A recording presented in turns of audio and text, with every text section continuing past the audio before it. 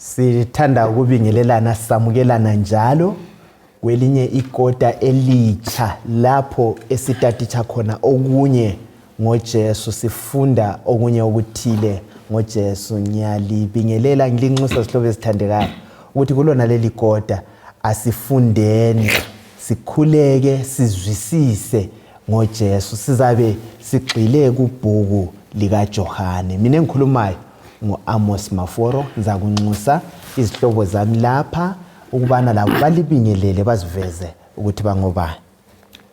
Siyamukelana njalo babukela abalaleli ngokungeniswa kwelinye ikota elitsha nguThixo. Umusa wenkosi mawube lathi sonke. Okhulumayo ngumfundisi Mila Dube. Salibonani bathandekayo ngegama lenkosi yethu Jesu. Ubonga umusa kaNkulunkulu osusilethile njalo kusifundo sethu esitsha esikhangele uJohane. Mina nginguMrs Siboneni Mhlanga. Salibonani babukela abalaleli, sisamukelana kusifundo salamhlanje. Okhulumayo nguRuben Ngwenya. Ngizacela sikhothamisa amakhanda aluba sikhulekayo. Baba ingcwele okhona ngikhaya ezulwini, siyabonga ngethuba lokungena kusonesi sifundo. Sithanda ukunxusa uqhakathekile bamoya engcwele kubana bephakathi kwethu njengomlobi waleli lizwe, ukuze silizwise ngcono ngesilinganiso izulu elikhanda bana sizwise ngaso. Bese sibusiseka ngalo ekupheleni sisindiswe ngenxa kaJesu inkosi yethu. Amen. Amen. Siyabonga Ngwenya, siyabonga sihlobo esithandekayo. Nje salokho sesichilo isifundo sethu sakuqala kulona leli kota lapho sikhangela ibhuku likaJohane. Ibhuku leli liyathathekisa indlela uJohane alobe ngayo. Bathi wahlukile kulamanye abalobi ababeloba indaba ngoJesu esiwathi ngama Gospels. Abanye labo bathathu bathiwa ngama synoptic Gospels. Baloba okuhambelanayo. uJohane ulendlela yakhe yedwa aloba ngayo. Funa mfundisi Dube ngicabanga ukuthi yibudlelwano ayelabo loJesu lalokho akubonayo. Kuyini ongasitshela khona ngoJohane? Wayengumuntu onjani? Budlelwano bani ayelabo loJesu? Kuliqiniso babukela abalaleli ukuthi uJohane wahlukile ngoba ungomunye wabafundi okuthiwa wayeseduzane loJesu. Labana abathathu abayekuthiwa hlahamba loJesu wayenguyingxenye yabo. Futhi uJohane wenza akhulume kanje nguye wayemncane, futhi waphila isikhathi eside ephila abanye sebehambile. Ulenkambe enhle ebambekayo. Umuntu olobudlalo loJesu ulendaba eziningi zokukhuluma ngoba yena wazi mathupha uJesu aphinde aphila isikhathi eside kwamenza ukuthi akuveze. Okunye futhi kuba ngelo nje libizo alinikwayo ukuthi Jesu, ukuthi Johane ngumfundi oyethandeka. Leli gama leli lithi ukuthi ngumfundi oyethandeka, olomusa, olozwelo. So kwenza ukuthi ukuba lozwelo kwakhe lothando lona alunikwayo lala abe lalo alulethe ebantwini nxa echasa ngoJesu wothando. Hey, uJohane mhlobo, siveza ibhuku leli. Kuyini okunye esikufundayo ngoJohane la ngendlela eloba ngayo? Ngengeza ngesimilo sakhe kumbe lokunye la ngendlela loba ngayo ibhuku lonke nje silikhangele elikaJohane. Siyabonga Elder Maforo, umfundisi uthinta into emangalisayo ngoJohane ukuthi kuthiwe wayethandeka kulabafundi bonke. But ngithe mfunda kuthiwe kayisikho ukuthi uJesu wayebakhetha ukuthi wathanda uJohane kulabanye bonke. Indaba ekhona ngoJohane ukuthi kuthiwa inhliziyo yakhe wayinikela kangaka kuJesu. Ungayifunda kuhle ithi uJesu wayesithi nxa ifundisa uJohane yabe seduze. Amazwi kaJesu awothando lawesisa ayewela kuJohane. So inhliziyo kaJohane kancane yathanjiswa luthando lukaJesu. So ungafunda uJohane lo mfowabo uJames isilembali yokuthi babelolaka kakhulu. Babelolaka, izimilo zabo zazingazinhle kangako. Ukuthi kwakuthiwa ngamadoda nomdumo. So uJohane nxa ebhala ibhuku leli ulibhala ngemva kwenguquko emangalisayo ebuya ngokuhlala enyaweni zikaJesu lokufunda kuJesu. So simthola esebhala inkambo yalokho sokwenzeka empilweni yakhe okwenziwe luthando lukaJesu. Yikho sibona uJohane ebhala igospel leyi lezincwadi leziyana 1st and 2nd and 3rd John loSambulo. So uJohane itheme yakhe vele uSister White nxa ekhuluma ngoJohane uthi ngani ubhala ngepheni ele inki yothando. So ubhala ikhuthaza abantu ukuthi nga uJesu lo yena abonakale kweyakhe impilo oluthando ngabantu bayamzwisisa bayamazi baluzwisisa uthando lukaNkulunkulu ngoKristu. Siyabonga uchazela ngwenya nazi indaba kuyini okutholayo la ngendlela aloba ngayo ugwalo lwakhe lo. Nje umfowethu sechilo okungithathekisileyo khona kuyani ukuthi uJohn esebhala uthi uzifaka yena phambili ukuthi aloba lifuna ukubona uthando lukaJehova luboneni kimi nangathintwa. So nxa ebatshela ngothando ubatshela futhi ezibeka yena ukuthi lapha uJesu amthole khona lapha amchiya khona. Ngisakhumbula futhi ukuthi ngokunye abafundi ababona uJesu ekhazimukile ilizwi. So akazange azwe setshela ukuthi uJesu ubalizwa lelizwi. Right. So ngezinye indlela uJohane ulenkambo ende lo Jesu. Okunye futhi enguthuleyo ukuthi i-response yakhe kuJesu kumbe kulizwi yiyo eyenza kube ngani useduze kangaka lo Jesu. Kwengani uyathandeka ngathi sibese ukuthola futhi nxa esebhala akula mfundi obhale ngothando njengoJohane. Oh yes. Umukhangele from the sun when indodana yodumo ongathintwayo abese siyabhala ngothando olumangalisayo olwehla luvele ezulwini. So siyabona amandla ngezindlela umveza amcombe uJesu enguNkulunkulu than any other disciple. Siyabonga. Hey, indaba emnandi. So kuba kuhle ukuthi sike silalele kumbe sibale ngendlela uJohane lo owaye eyewitness olobufakazi andlela abhala ngayo. Mfundisi Dube. Umcabango omvikela nxa ekhuluma ungwenya lapha ukuthi kungenzakala kube lo muntu othina uJesu lapha wayengani uyakhetha. Kungani uJohane ephuma ngani uyathandeka. Ukubekile lapha kodwa kule bale ndidinga lapha ukuthi inhliziyo kaJohane yayisamukela lokho umoya engcwele omutshela khona. Yikho kwenza ukuthi alungisiswe sonke lapha uJesu uyasithanda. Kodwa ilizwi nxa lifika singazomisa inhliziyo. Singavuma ukuthi umoya engcwele nxa engikhuza engifinyelela ngivuma ukuchiwa lilizwi lami ngingathandeka ngoba uthando lwe emntwini wonke kuya ngendlela engabukela ngayo uthando likaKristu. Angithi phela akulo kwehlulayo. Siyabonga kakhulu. Okunye esiza kufumana kubhuku leli yikuthi uJohane eloba mhlobo wayeloba ekhangele eswathi ngesikhiwa ngama personal encounters. Abantu abahlangana lo Jesu mathupha bexoxisana. Ungabona ivesi lamandla kakhulu eyaziwa umhlaba wonke yatshela uNikodima uJohane ngo3 ku chapter 3 khona babe behlangene bobabili uthole ingxoxo abalazo lo Nathaniel lo Thomas la Lazarus labo dadewabo kwakusiba izingxoxo ayisiba lazo mathu siye kubo Pilate la kuPetro azabuza uyanithanda na angithi phela uJesu ofinyelela umuntu lapha njani lapha khona sananzelela lezimanga ezasenzakala uJesu exoxisana labantu. Ke sikhangele kusifundo sethu sakuqala sike sikhangele isifundo sethu sakuqala esithi sona isihloko sakhona izibonakaliso ezikhomba indlela. Izibonakaliso ezikhomba indlela. Sizakhangela indinyana yokwaziwa ngekhanda uJohane ngo20 ivesi 30. Sacela usibalele mhlo. John 20 ivesi 30 lo 31. uJesu wenza eminye imimangaliso eminengi abafundi bakhe bekhangele. Kodwa engabhalwanga kule incwadi verse 31.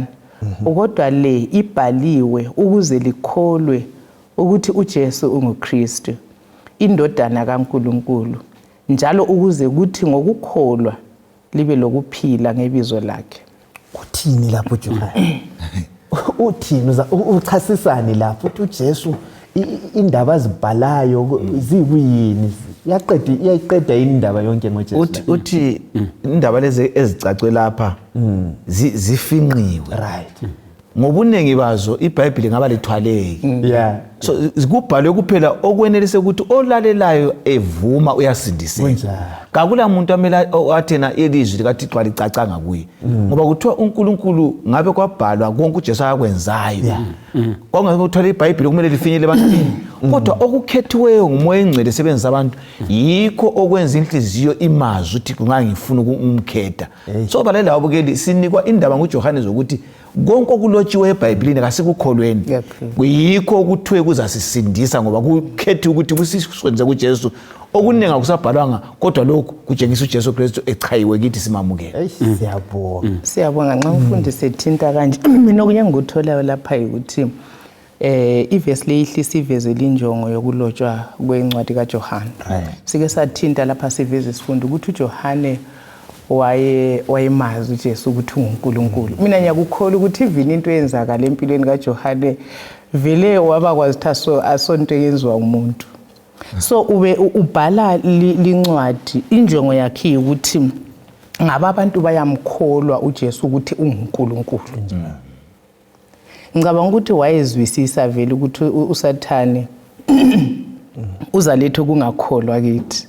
Ya kuthiwe ngumntwana ombazi kuyini okuhle okungavela eNazaretha yakubona. But uJohane injongo yakhe befisa ukuthi ngabantu abawele esonweni bamzwisisa uJesu ukuthi ungubani. Nxa bemkholwa ke ngalokho sebavezele khona okubambekayo bese bezuza impilo engapheliyo. Okunye ngunanzelelayo uzananzelela uthi minengi imangaliso uJesu ayenza. Kodwa ke usunanzelela ke wasesithi kuleyo ebunengini bayo wasekhetha ethile wayifaka ngokulandelana okuhlelekileyo okwenza ukuthi kube lula ukuthi sikholwe ukuthi uJesu umuntu kaNkulunkulu njalo lokuthi unguNkulunkulu. Ngoba uqala sitshengise ukuthi mina usitshengisela ukuthi sinanzelela ukuthi uJesu is not confined kalawulwa ilemi kuphela imfanekiso ayenzileyo minengi ngezindlela ukuthi uJesu kala limit kulokho anelisa ukuthi akwenze lezimpilweni zethu. So kuleli viki siza kukhangela ezinye zakhona zezibonakaliso ezikaJesu ikakhulukazi esaqalisa umsebenzi wakhe. Yizo sizazikhangela emtshadweni eKana kusiliswa inceku yenduna ethile lalo owayesechibini leBethesda. Yizo izimanga esiza kuzikhangela ezenziwa nguJesu. Sikhangele kakhulu le ndaba yezimanga ukuthi kuyasisiza yini ekukholweni kwethu. Kuqhakathekile yini ukulandela izimanga nje. Ke sikhangele yakuqala emtshadweni weKana.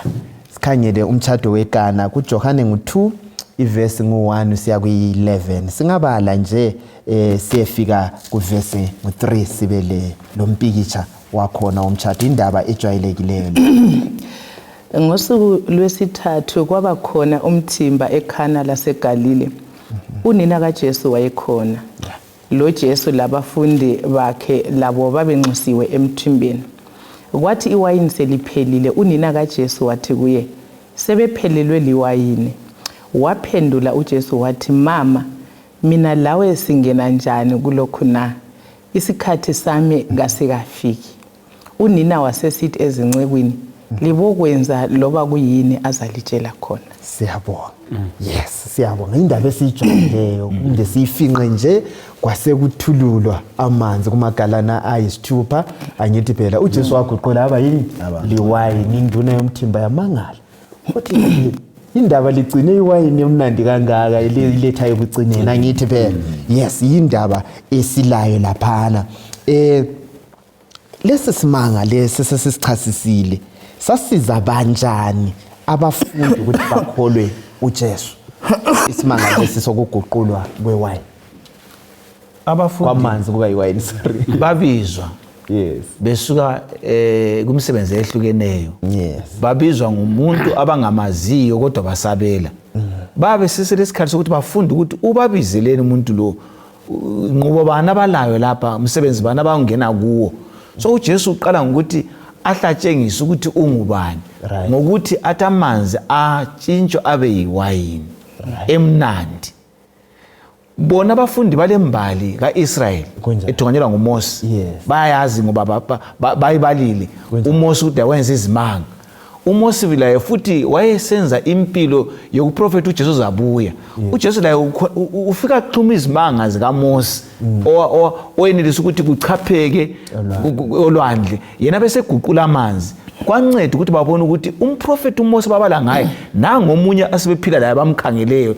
la esenza isimanga esenzwa nguMose esakheke ngesamanzi aguqulayo hatshabe igazi kodwa anatheke abe ngokunathekayo kulungisiwe ukuthi engazange kupheke so isimanga lezi siletha ukuthi baphangise ukuthi obuyayo lo ulamandla ukwenza izinto Kume mhlobo kusikhangelela uDeuteronomy ngo-18 ivesi ngo-50 sifithizela indaba le elethwa ngumfundisi uMose wayekwaguqula amanzi abaligazi angithi so lokho okuthintwa ngumnali kwakukhona kufresh ezingqondweni zabo asibale uvesi ngo-15 lesike sizwe ukuthi kanti ngumprofeti bani oyekhangelelwe 18:15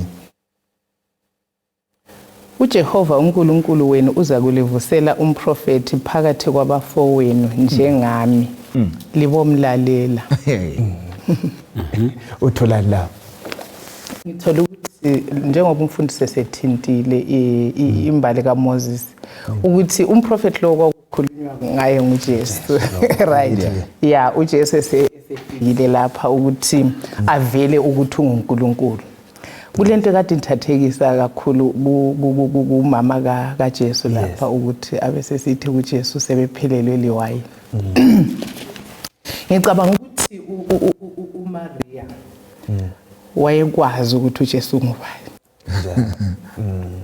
yikho wayesithi sebephelelwe liwayini ngicabanga ukuthi njengomama omuntu wenyama wayefisa ukuthi uJesu abonakalise ukuthi ungubani i-confirmation ngoba uMary wayesazi isithembiso lendlela uJesu azalwe ngayo but kuthwe ngalesi sikhathi wayeseke wangabi khona ngikhaya siyakhumbula after baptism lakho konke kuthiwa abafundi balandisela uMary ukuthi hayi sithe ekubhabhathizweni kwehli idawo kwakhuluma ilizwi livele ezulwini liconfirm ukuthi uJesu ngubani so kuthiwa even evela ku wilderness so uMary nxa esithi kabasela wine ufuna ukuconfirm ukuthi uJesu unguNkulunkulu okay right nansi indaba la so kwakuqala okunye simele sikufuni njobe sitsho enye dimension esingayithatha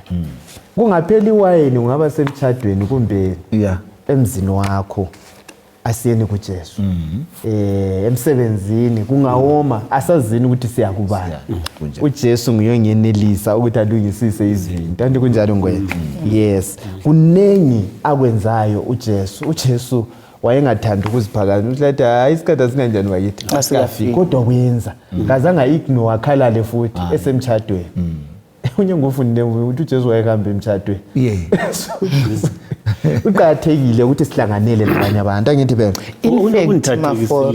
yes now akazange abiza abantu ukuthi wazani lize bona senza lokho wenza ethule right lamhlanje uzananzelela ukuthi nxa ngingaba ngumprofeti ngifuna ukuthi abantu babuye babothane babone ngisenza izinto mina ngisenza izinto ule point khonapho ngwena ngoba induna leyo mthi ayizange ibe kwazi ukuthi wayinelezo wathi beligcinile iwayineli kazange afuna ukuziphaka ubufuna ukuthi something no bensithi ngiyakhumbula ukuthi uJesu nxa umtchado ngizibuzile ukuthi kungani imiracle yakhe yokuqala isenzakala emtchadweni ingenzakali kwenye indawo mina ngifunde lokho ukuthi uJesu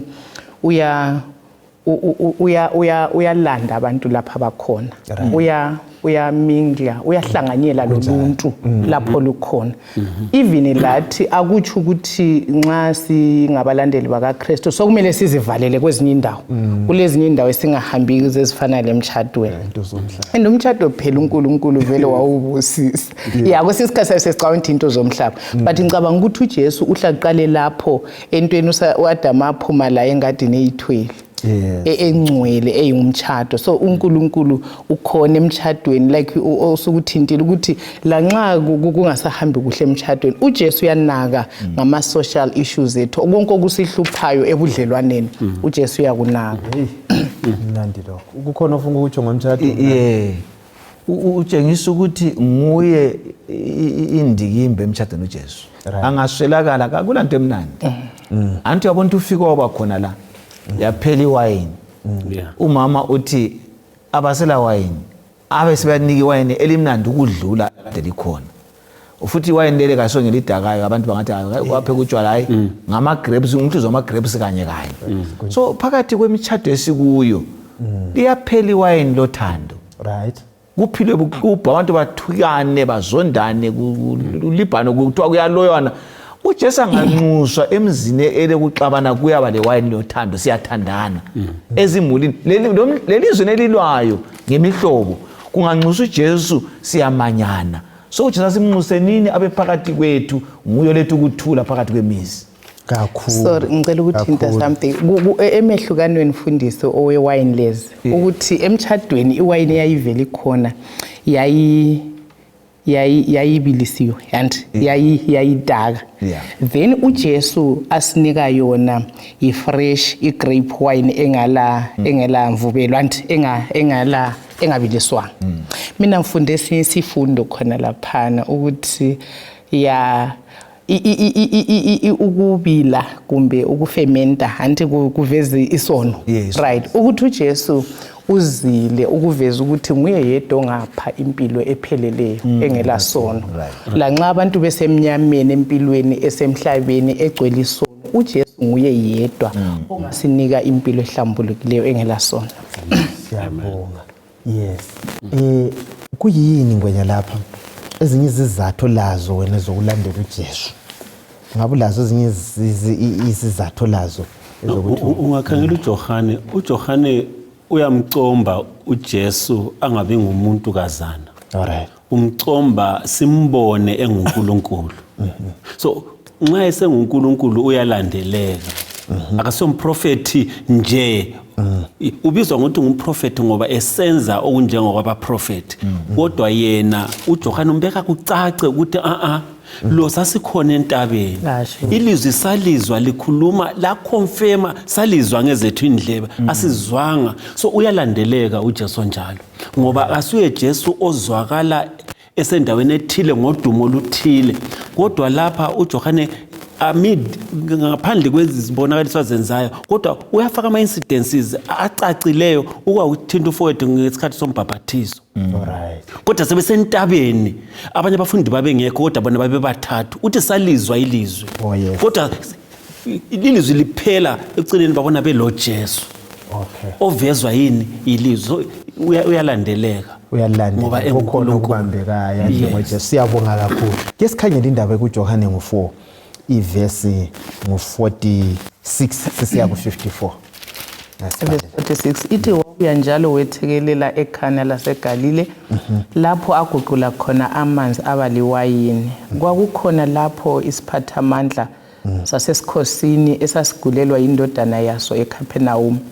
Kwathi indoda leyo isizwile ukuthi uJesu wayesefikile eGalile evela eJudiya yaya kuye yamncenga ukuthi aze azosilisa indodana yayo eyaseyilengela ekufeni. uJesu wamtshela wathi ngaphandle kokuthi lina abantu libone izibonakaliso ezididayo lezimangaliso kalisoze lafa lakholo. Sathi isiphathamandla sasesikhosini mnumzana woza umntanami engakafi. uJesu waphendula wathi usungahamba indodana yakho izaphila. Indoda yalikholwa ilizwi likaJesu yahamba yathi ilokhu iseza isesendleleni izinceku zayo zayihlangabeza zayibikela ukuthi indodana yayo yayisiphila. Isibuzile ukuthi kwakuyisikhathi bani lapho indodana yayo yasila ngaso. Zathi kuye, umkhuhlane uyixolele izolo ngehola lesikhombisa. Uyise wananzelela ukuthi leso sasiyiso kanye isikhathi uJesu atsho kuye ukuthi indodana yakho izaphila. Yikho yena kanye labendlu yakhe bonke bakholwa. Lo kwakungumangaliso wesibili uJesu awenzayo esefikile eGalili evela eJudiya. Nansi maliso wesibili. Now kungani kanti siqale ngalapha? uJohane qala ngokuhlanganisa lesimanga sakuqala lesana esemtchadweni. Yes. Uvezani lapha ukuthi nguJesu njani lo? uJesu lapha uJohane lapha ufuna ukuveza uJesu ukuthi abantu abakamzisi. Alright. Ukuze kuqhubeke udaba afuna ukulubhala lucace. Isimanga senze ukuqala ufuna ukuthi aqala ngokusithinta. Ukuthi yana noJesu oyenze ekana isimanga nguye ofanana engizamvezela nakathesi ukuthi kubambe ukuthi nguJesu ozayo ukuzoba ukuthi avezele ukuthi nguJesu osindisayo. Abe sefuna ukutshengisa futhi ukuthi uJesu yenalo nxa esephakathi kwabo kumele bamamukele ngoba nguye uJesu owaprofita izolo abambala yakubhuku likaMose lanxa lokho besaphikisa. Ukhuluma lapha labaFarisi labanye abantu aba-Israyeli abalokho besaba lembuzo ukuthi kambe isiprofeti sokuthi uza kuzalwa nguye yini ngoba bona befuna ngabe uzele ezindlini ezabantu abangaphakeme labalezikhundla kanti ke wazalwa phansi kodwa evezwa ukuthi nguJesu ngendlela yezimanga azikhuluma uJohane lezilandelana. Right. Sike sikhangelele indaba lezimanga ngwenye. Sike sikhulume ngezimanga. uJesu uyakhwaza la uyakhuza uthi nina abantu nxa lingabonanga izimanga likholwa vele. Yes. Ayike sibambe indaba le. Izimanga ziyakhomba yini amandla kaNkuluNkulu izikhathi zonke? Kumbuzo ucace kanje oyenza izimanga uNkulunkulu yedwa yini? Akhona yini amandla ngenza izimanga? Kasiye uNkulunkulu yedwa. Njalo ngezimanga zodwa asingeke sime lapha na sithi nguNkulunkulu. Ngoba uSathane laye uyazenza. Singabuyela eGibhithe. Alright. Siyakhumbula ukuthi uMose wajikela intonga yakhe phansi yaba yinyoka. Alright. Izanuse lazo zaphosele zazo. Alright. Zaba zini futhi zenyoka. So asingeke siwabambe ama miracles sithi hayi lapha nguJehova. Ngoba kumpikiswano esikhona uthi asilule lenyama legazi kodwa lemimoya lamandla obunyama esendaweni ezinjani eziphakemeyo. So kudinga ukuthi sinanzelele na uJesu kukhona lapho kuJohane athi lezi zibonakaliso zizalandela abangcwele. Uyazibalisa abazakubamba abagulayo basile bavusa abafileyo. Kodwa namhlanje izibonakaliso kazisabalandela abangcwele kodwa abangcwele sebelandela izibonakaliso. Wasebegijimela zona. Okuyingozi enkulu ke kakhulu ngoba sizagijimisana lezibonakaliso ezingayisizo sithi nguJehova kungasiwe Jehova. Hayi nansi ingozi. Sifundani laba nokwenza.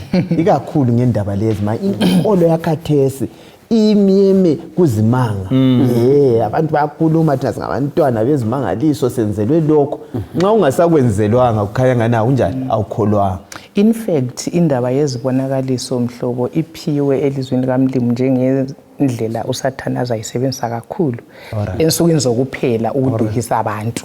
Okay. So khona lokho kuchiyo ngo-Elder Ngwenye ukuthi ayisiyo yodwa. Ayisiyo aso evidence yokuthi ngokukaNkuluNkulu lokho. So kuthi ukuthi kumele sikucingisise izinto zangikhona ezenzakalayo ukuthi kungokaNkuluNkulu kumbe kayisikho kukaNkuluNkulu. Mina bemfisa ukuthi ke ngidobha izinto ezine ezizizathu zokuthi kungani Jesu vele waperforma ama miracles. Right. Kwakuyikuthi uJesu abe famous aziwe yini. Njengobani vele miracle uJesu uyenzelani. Yikho mbone ngani kumele sisukele khona ngidobha izinto ezimbalwa lapha ithi khona okwenza ukuthi uJesu ayenza ama miracles ukuthi wayefuna ukukhulula abantu. Yes. Emandleni kaSathane.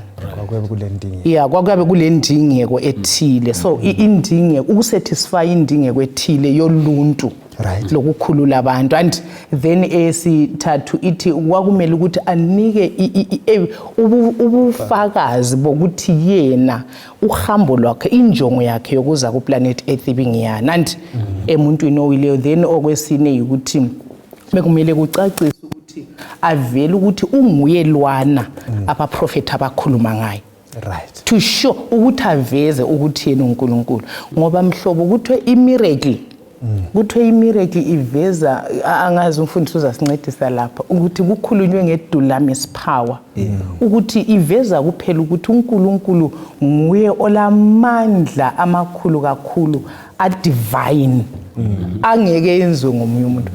Njalo kuthiwe kule ipart ekhuluma nge-authority, yikho sibona uJesu efika lapha ekukhulula abantu emandleni omnyama. So ngiya ekuthini kufanele ukuthi singakalandeli isimangaliso, number 1 sisihlole nini ukuthi sivela ngaphi, amandla behind you wapi. Number 2 siboneni le njongo vele yezibonakaliso lokuthi kungani vele uJesu wafika lapha wenza izibonakaliso. Ngezelela laphana. Ibala lesti ama miracles ngesikhiwa lisuka ku Latin. Alright. Elithi lona miraculum. Alright. Into nje ukuthi umuntu ukumangala. Alright. Umuntu eswele ukuthi akhahlama ukuthi kathi kuyenzakalani. Kuyabe kuyinto enziweyo ekwenza umangale ngaleyo ndlela. Abese sithena ke unxa usiya ku New Testament ku Greek leli bala leli lithi ukuthi idunamis utsho amandla.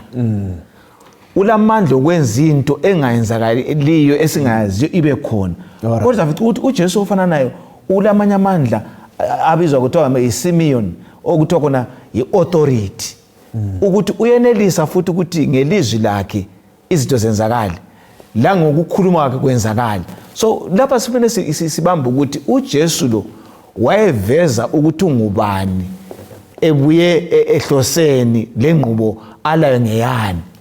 Kodwa ke ivesi lethe khona nxa kulingabona ngizimanga lezimangaliso alifuna ukungikholwa ngenye indlela uthi kangisoze ngihlale ngisenza lokho, nginguNkulunkulu kungalazimanga. Exactly. Kumele sikukholwe ukuthi unguThixo, ungumsindisi kungalazimanga, ngoba izimanga ayisezimeza abe nguNkulunkulu, uvele unguye. Right. Yes. So asibambeni ngayina le indlela indaba leyi loba singabona izimanga nkwe kusingenzelwa izimanga yikupho kunye esingimele sikusebenzise ukuthi sikhole ukuthi lokho kuvela kuNkulunkulu. ilizwi uthi sihlole omoya. Yeah. Alright. Ngoba ayisibo bonke omoya abavela kuNkulunkulu, ngokuthi omoya abaningi bangenile emhlabeni.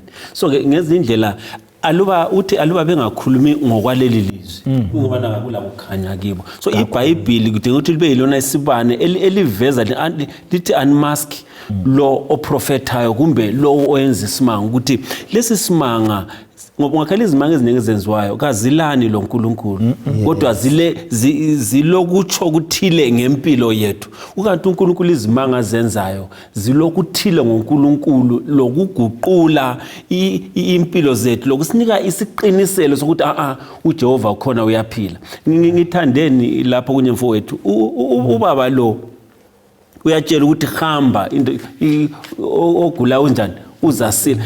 iBhayibheli indlela kubeka ngakhona akazange aye ekhaya mhla lokho. Yes. Antu bekhathazekile ukuqaliseni kodwa sethole iconviction isiqiniselo kuJehova kumani kuKristu. Usuka mhlawumbe uthatha uhambo uya kwenye indawo abe sebuza the following day sehlangana labemuli ukuthi kathi kwenzakale nini ngoba wahle wakukholwa.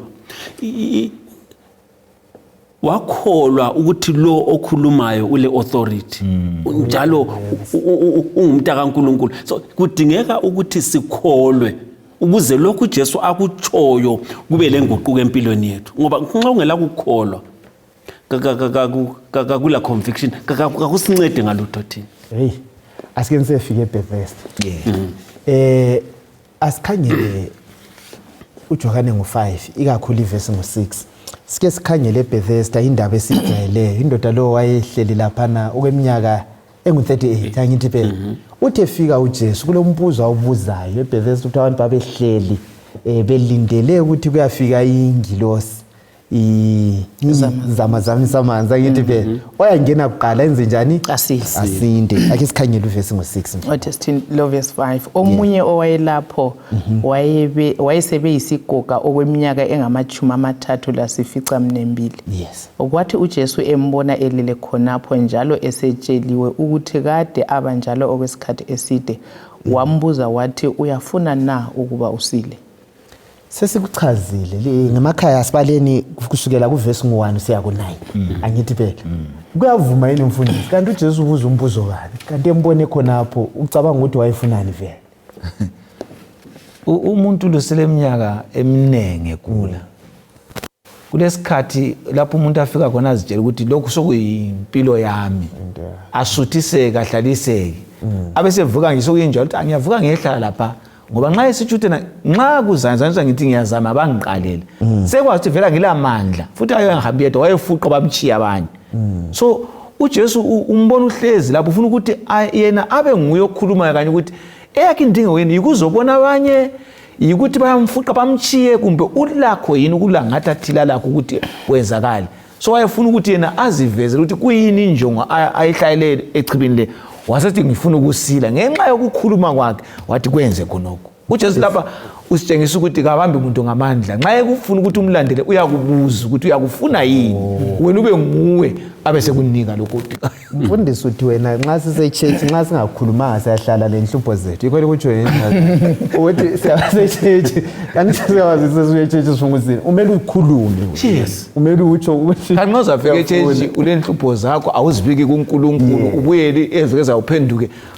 ukuthi awukafuni ukumtshela insisi zakho alright njalo ukukhuluma kuveza ukukholwa kwakhe kulo mtshela ukuthi ngiyakukholwa ukuthi lokho engizamtshela khona uza kwenza ulutho ngakho pho manje singathula uNkulunkulu uyabekwazi ukuthi kunesikufuna kodwa singathula kakusisizi ngalutho ngoba ukusiliswa kwethu kunceda lo seduze kwethu ebone amandla kaNkulunkulu la bese kumqinisa angithi phela ngifisa ukuthinta something kulokho mfowethu uthinta ukuthi mina kundoda le madoda mina mbona ukukholwa okukhulu kakhulu right ukuthi vele nxa ephendula uJesu ethi angila muntu wayeveza ukuthi into le uyayifuna but maybe why hopeless and kodwa kundhathekise kakhulu ukuthi nxa uJesu esithi sokuma uthatha ithala lakho right for 38 years ngazakahabi ngicabanga ukuthi laba beseceleni kwakhe laye umuma usuku wayesebe lokhu nyakufa lakho mfuthu wathi ukuthi kulenye sickness ocabanga ukuthi alokhu ngokwami senyakhulwa ukuthi uJesu abuye liyakubona so esemumweni onjalo desperate and helpless onjalo kuthiwa uJesu nxa esithi sukuma kuthiwa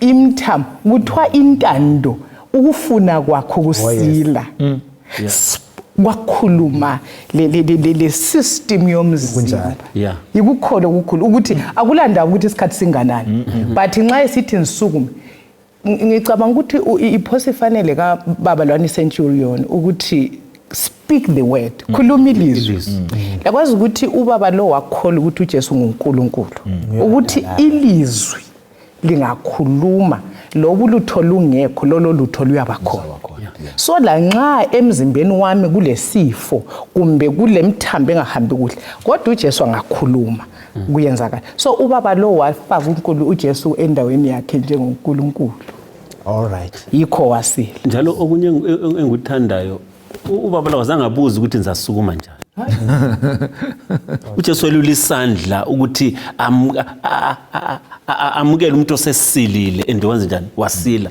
nokusinyanzelela ukuthi akazange akhangele abaseceleni kwakhe ukuthi kati bona kutheni ngapha uhlupho lethu ukuthi kwesikhathi sikala sizilinganisela abanye abantu abaseceleni sibuza ukuthi athena lo vele okhuluma lokhu ngubani uza ngisiza ngani njalo uJesu kazange anake impendulo yakhe ngoba uJesu uthi uyafuna Alright. yena uqala athi njengoba umfowethu etshilo i-statement sakhe sasikuthi sengi-desperate ngoba I've been trying.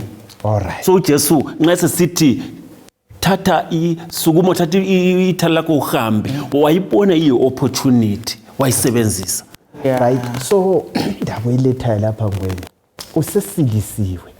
Kuthiwa bayahlangana ethempelini loJesu. Abe semtshela ukuthi hayi ndoda kumele uphenduke ezonweni zakho. Funa okudlula lokho kukuwele. Ngifuna ukuletha indaba yesono lomkhuhlane. Imkhuhlane yonke ibangelwa yisono yini. Umuntu singabona egula kuya kuyikuthi uwonile yini. Izikhathi zonke. Hayi lokho kuyabe kunganjalo. Okwakuqala ukuthi umhlaba esikuwo wona ngwawo vele ule mkhuhlane ngenxa yesono. Alright. Kulokugula kwemvelo eyesono esingikuso ngenxa yemvelo kaAdam. Kodwa kungaba lo mkhuhlane ukuthi mina yime ngizwe ngehle ukuziphatha kuhle ngangena emkhuhlaneni. Kodwa ke sokumele ukuthi njengabantwana bakaNkulunkulu singabona umuntu wonke ogulayo sithi ukuthi kezwa. Yes. Uyagula kungalalutho lenzileyo uyagula wenzile ngoba semhlabeni wesono uJobe wahlaselwe ngenzanga lutho. Alright. Indaba ukuthi sisephakathi kwempikiswano kasikwazini ukuthi kuvela umhlaba ulokugula ngenxa ukuthi waphuma kubukhona bukaNkulunkulu. Kodwa ke mina lawe singazingenisi futhi endabeni lapho siyafika sigule khona ngokubamba kubi imizimba kaThixo la ngokudla kubi. Ngasiziphatheni kuhle ukwenza ukuthi imikhuhlane nxa isibambe singalutho kodwa sicatshe ngegama lika Jesu ozasilisa futhi njalo. Kakhulu umfundisi lathi esincedisana labawele hluphweni kasingabahluleli. Ya uJesu kazange afika abalisa izono zalundoda wathi ukuthi uwenze lokho yikuyilokho. So uJesu sinika isifundo sokuthi asibeni kind, asibeni lesise ebantwini, silethe i-solution to inhlupho abantu abaphakathi kwazo kulokuthi siphinde esilondeni sifake isawudo. So okwethu ukuthi silethe isisa sika Jesu lamandla kaJesu akhululayo emkhuhlaneni. So akusikhangelele uvesi ngo10 sisiya ku16 sizadobhadobha amavesi la ukuze senelise sikhangela uvesi ngo10 11.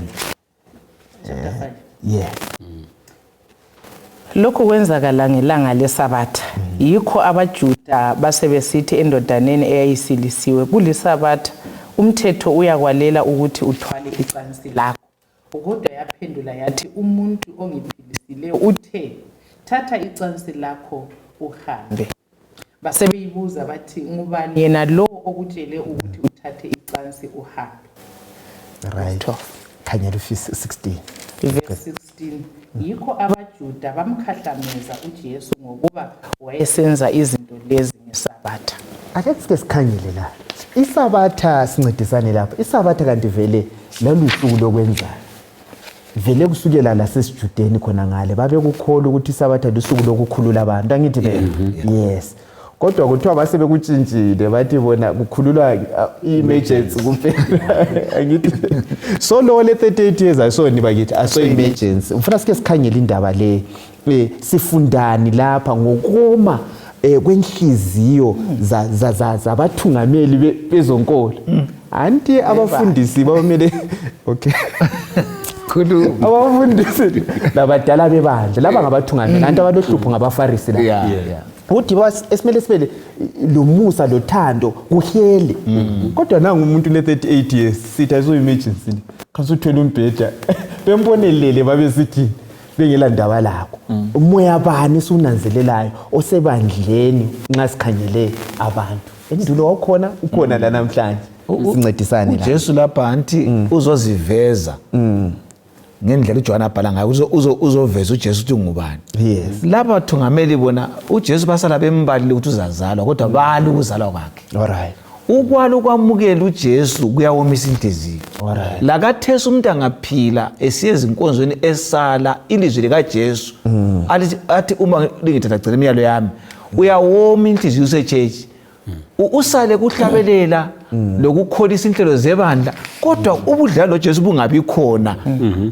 Yikho zaba lochuku la nxa kusathi into ezinhle. Mina ngiyamangala ukuthi umuntu lo funa kwakulesihlobo sakhe futhi kubathungameli khonapho. esiyake simfuqe ukuthi ayesile kodwa sesilisiwe seqala ukukomplain indlela yokuthi umuntu ongana Jesu izinto ezinhle kazibone so kufanele ukuthi inhliziyo sivumele ukwamukela uJesu akutshe ukuze lezi zinto zonke azikhuluma uMkhuluko moyengcwele zifinyelela ukufinyelela impilo yethu sibe ngamaKristu.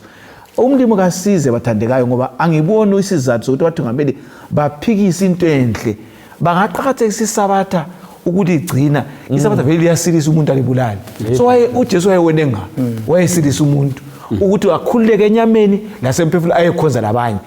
uNkulunkulu ufuna sikwazi ukuthi isabatha liyagcinwa ngokwenza okuhle.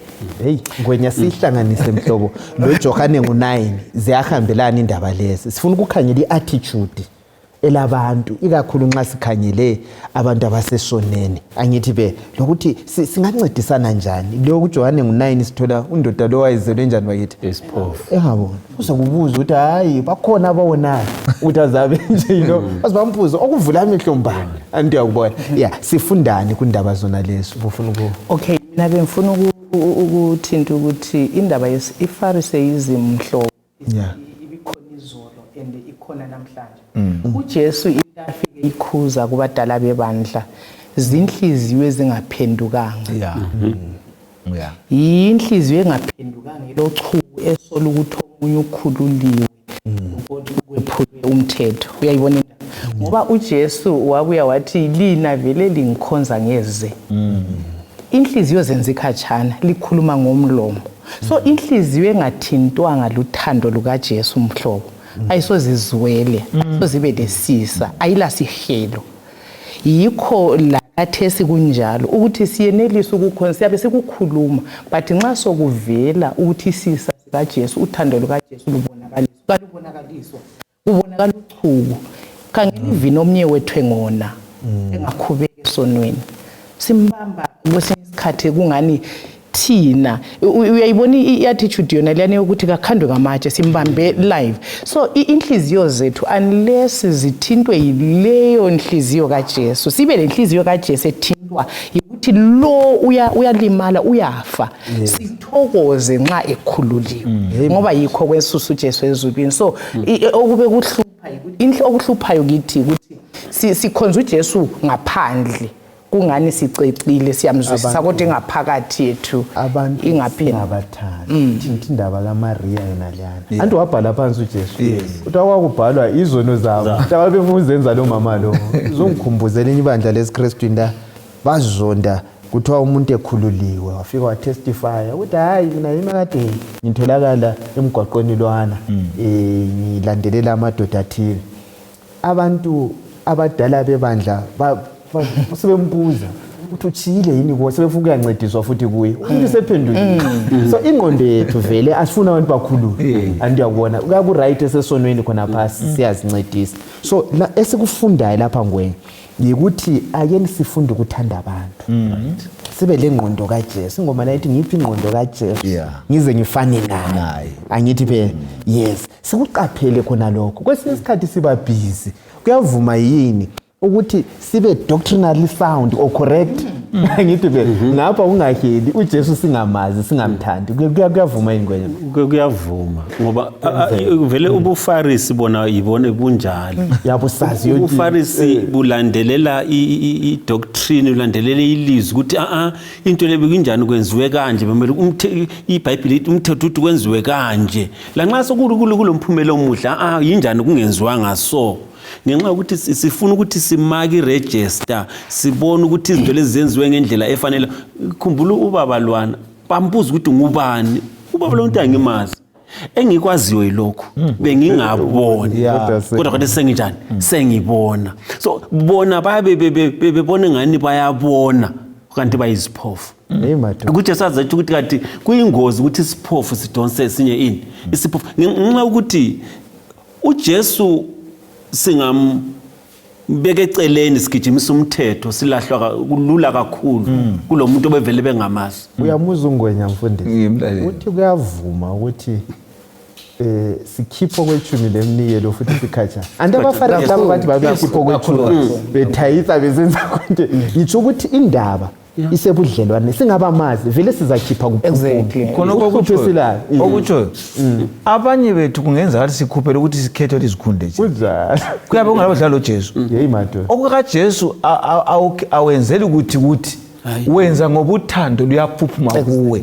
so indaba yikudlala lo Jesu lenhliziyo ethanjiswe moya engcwele ngizenza konke akutshoyo kwathi umama kaJesu Antakhumbula lwana uthi ekhuleka uthi inkosi kangifani lalo. Hey madoda. Ngiyazila kangaka ngibuyisela lokho ngoba sibone ngani yikho kusisendisayo. Ingozi ekhona babukela abalaleli ukuthi kungaba ngcono kubonakala ukuthi ngiyehluleke ukubuyisela kwethumi ngincediseke kulokuthi ngibuyisele ngoba kufuqwa ibumina obungaphakathi izulu kalithengwa.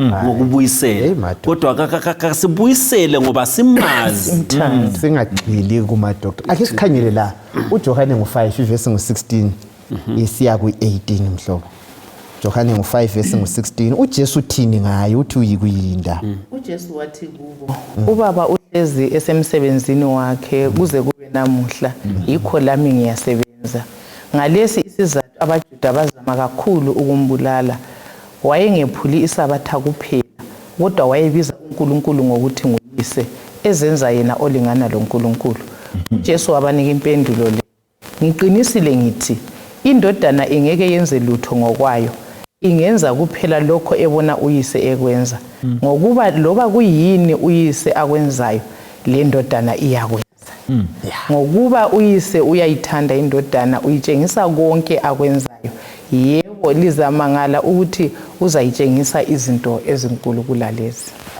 sigoqeni indaba uthi uJesu uthini ngaye uthi uyikuyini lapha uthi yena lo nkulunkulu banjani uveza ubudlelwano la noNkulunkulu ukuthi buyabambeka bangesilo bathi intimate relationship ngoba uthi ubaba kwenzayo la uyakwenza yes okwesibili ubiza lapha uyamemezela ukuthi uzofakaza ngoNkulunkulu ayikho khona ukuthi uluthando yikho yena ebuya ukuzuthi emhlabeni abe yingxenye yendlalo uNkulunkulu ngempilo azayiphila lazayitshela abantu okwesithathu uveza ukuthi imbhalo abayibalayo yayikhuluma ngaye uzoyigcwalisa imbhalo le ngoba sefike phakathi kwabo kodwa ngenxa yenhliziyo ezomileyo basala bengamboni okunye okungithathekisayo khonapho ukuthi ekhana leGalile uJesu is behind the scenes akabonakali uthi isikhathi sami kumama wakhe asikafiki kodwa lapho uJesu useziveza ukuthi ungubani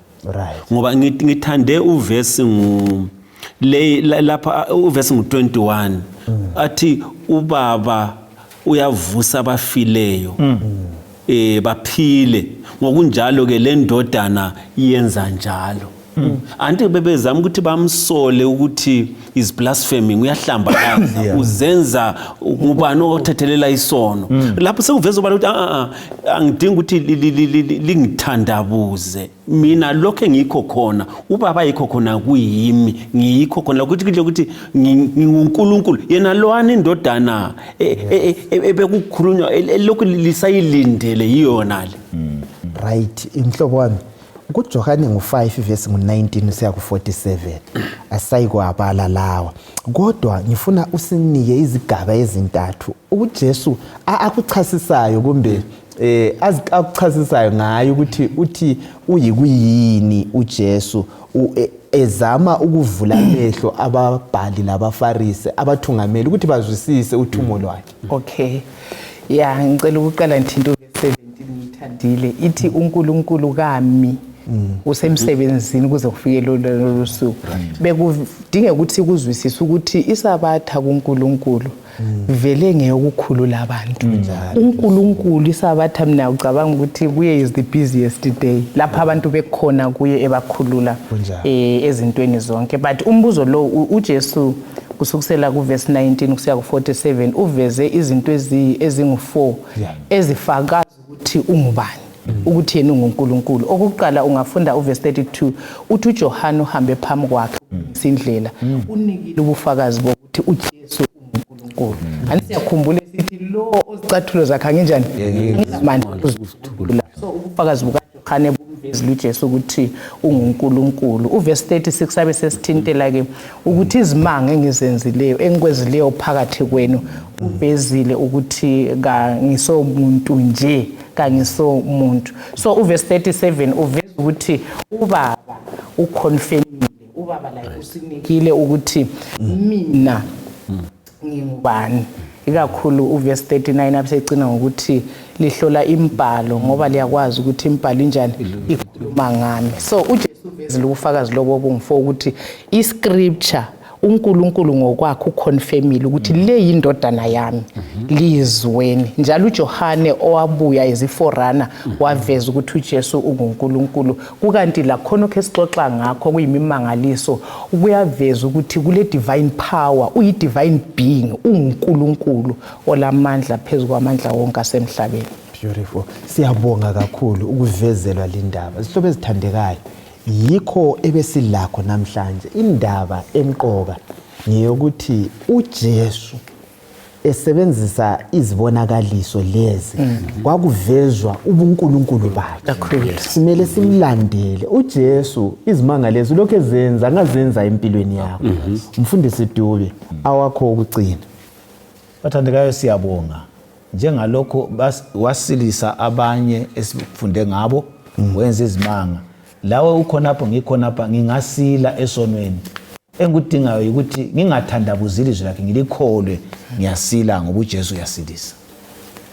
Ngwenya Sizananzela ukuthi uJesu manje usemsebenzini ukuthi asikhulule emandleni esono, asikhulule physically futhi asikhulule ngokwakomoya ngegazi lakhe. Igazi lakhe lilamandla ukubana lisikhulule. Njalo ngithanda ukuthi sikunanzelela ukuthi imimangaliso esibonayo ayivezi ukuthi uNkulunkulu phakathi. Kudinga ukuthi singabi babalandela imimangaliso kodwa imimangaliso kanjani kayisilandele njengokusokwelizwi kaNkulunkulu. Siyabonga. Zalikhuthaza sihlobo esithandekayo. Asiqhubekeni sitatitsha siyekhangela ugwalo uDesire of Ages ipage ngu203 la ku208. Kulamaqiniso ahambelana lesifundo sona lesi ebesafunda aveza ukuthi uJesu ngubani, lezimanga lezi ukuthi singaziqhathanisa siqaphele sisengozini isihlobo esithandekayo singalandeli kuphela izimanga kuzasenzela kahle lokuqina kuma doctrines amabandla akeni silandele uJesu. Imfundiso yakhe iyalandela khona lapho umhlobo ungatsho ubususikhulekela. Siyabonga balaleli lababukeli isikhuthazo sesitshiyayo ukuthi kasizeni kuJesu. Indaba kaJesu iqinisekile, amandla akhona akhululayo. Ngifisa ukuthi sikhulekele ukukholwa kwendoda yeBethesda ukuthi uJesu angakhuluma ilizwi izinto ziyenzakala. Sifanele ukukhululwa esonweni kade sibotshiwe ithuba elide kakhulu. Nxa uJesu esithi ngiyathanda sukuma utsho khona lokho asikukholwenini sikhululwe emandleni esono asicimezenini sikhulekenini. Baba wethu othandekayo okhona ekhaya ezulwini siyabonga ngalona lelizwi lelamandla okuveza ukuthi wena wenzeni ngoluntu ukuze lusindiswe. Siyabonga ngoJesu ozileyo ukuveza ukuthi unguNkulunkulu okhululayo emandleni esono. Siyabonga ukuthi uze usikhulule ngempilo yakho. Lona lolo thando lodwa sicela lumelte izinhliziyo zethu sibe sesikuthanda sikuphilile. Ungavumi siphile okwangaphandle inhliziyo zethu zomile zingamatshe. Sicela usikhulule emandleni esono sikhululeke impela. Sonke sizakuzwa leli lizwi sicela amandla alo abonakaliswe ezimpilweni zethu sibe sesifana lo Jesu silungile ukuza kwakho kwesibili. Jesu siyabonga. Amen.